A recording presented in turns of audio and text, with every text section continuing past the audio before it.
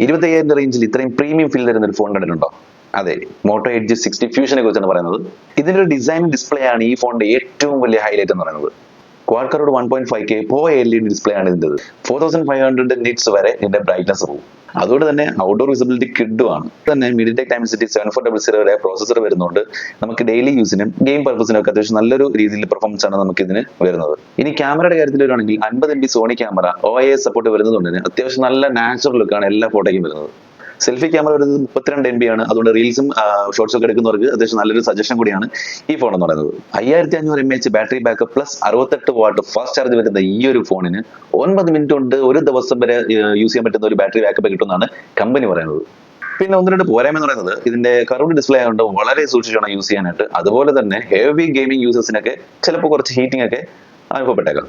Overall ഒരു premium design, clean software display lover ആണെങ്കിൽ motto edge 60 fusion ഒരു solid choice ആണ്.